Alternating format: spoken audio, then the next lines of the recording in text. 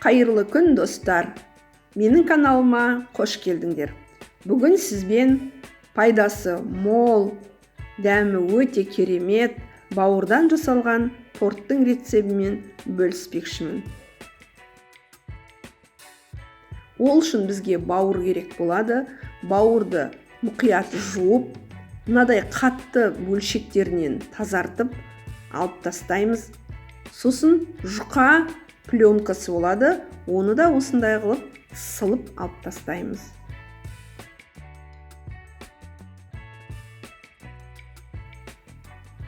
Содан кейін мынадай ұсақ бөлшектерге бөліп аламыз.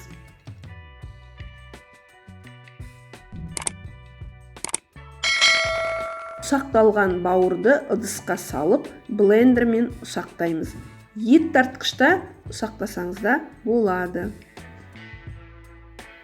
Оның үстіне жұмыртқа саламыз. Дәміне қарай тұз, бұрыш саламыз. Сосын араластырып аламыз.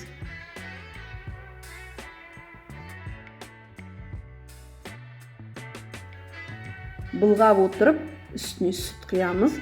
Сүтті бөліп құйсаңыз жақсы болады.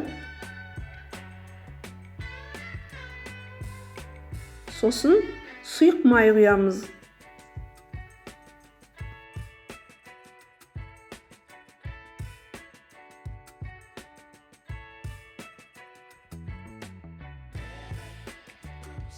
Араластырып, сосын ұн саламыз. Қоймалжың осындай болу керек, қатты қою болып кетпесін.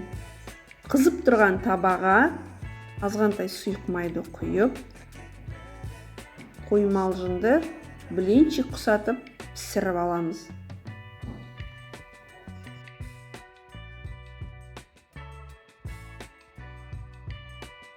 Бір-екі минуттың ішінде жақсы піседі. Содан кейін екінші бетіне аударып, ол бетінде пісіріп аламыз. Бауырды пайдасы өте керемет. Балаларға бауырдың өзін пісіріп берсеңіз жемейді. Сондықтан осындай қылып ерекше торт қылып пісіріп берсеңіз, олар жеп қояды. Блинчик құсатып, барлығын кезекпе-кезек аударып пісіріп аламыз.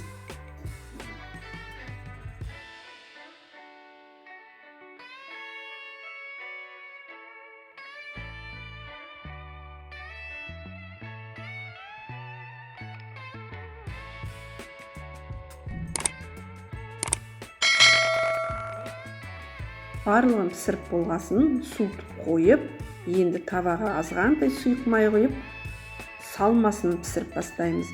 Оған бізде бірінші уақытта туралған жуаны қуырып аламыз.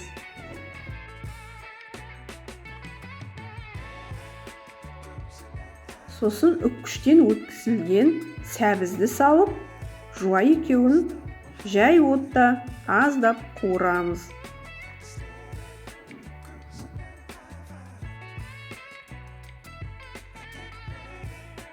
Үстіне шым-шым тұз салып, кішкене қуырамыз. Сосын қақпағын жауып, 5 минутқа бұқтырып пісіріп аламыз. Мынау майонез, мынау салмасы. Енді майонездің үстіне бір сарымсақты салып, үккіштен осылай қылып өткізіп аламын. Сізге сарымсақ ұнайтын болса, көбірек салсаңыз да болады.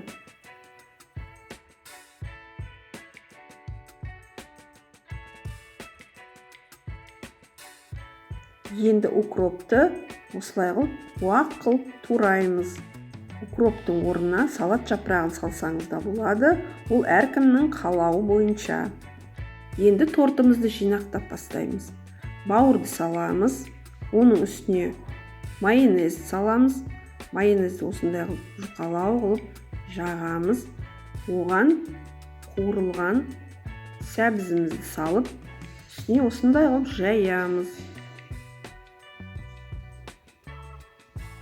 Енді тағы бір бауырды саламыз.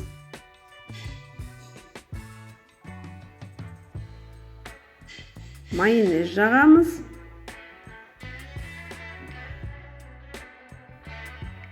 Енді укропты сеуіп шығамыз.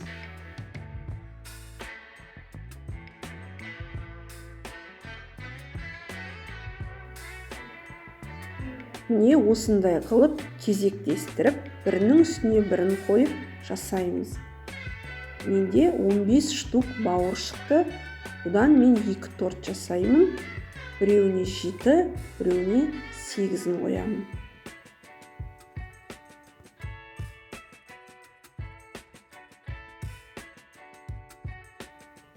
Міне ең үстіңгі қабатына да келдік. Бетін әшекейлеу өзіңіздің фантазияңызға байланысты. Біреуіне сәбізді жақтым мен. Екіншісіне қайнатылған жұмыртқаны уақтап турап жұмыртқаны жақтым. Сосын айналасына қалған укропты сеуіп шықтым.